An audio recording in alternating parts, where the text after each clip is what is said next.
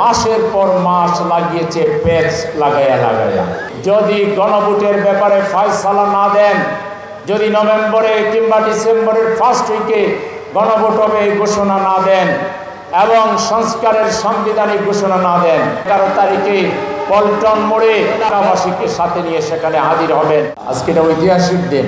জামায়াতে ইসলামের উদ্যোগে কাওরান বাজারে বিপুল জনগণের, বিপুল ব্যবসায়ীদের উপস্থিতিতে এত বড় ব্যবসায়িক সমাবেশ এর আগে কবে কখন হয়েছে? এখানে রাজনৈতিক প্রোগ্রাম করতে এসে আমাকে গ্রেফতার করার জন্য তৎকালীন সরকারের পুলিশ বাহিনী, বাংলাদেশ আজকে দুই দ্বারায় বিভক্ত হয়েছে। বিশেষ করে নির্বাচন থেকে পরিবর্তন হয়ে যাক কিংবা যেটুকু বদলে গেছে 5ই আগস্টের বিপ্লবের মধ্য দিয়ে, এতে যারা মোটেই খুশি নয়, অসন্তুষ্ট এক পক্ষ হচ্ছে তারা নানা কায়দা কানুন করে জুলাই বিপ্লবকে অস্বীকার করতে চায়, জুলাই শহীদদেরকে অমর্যাদা দিতে চায়, জুলাই যারা যোদ্ধা বেঁচে আছে আহত যোদ্ধাদেরকে যারা মূল্যায়ন করতে চায় না, যারা পুরাতনকে আঁকড়ে ধরে রাখতে চায়, তারা মুখে বলে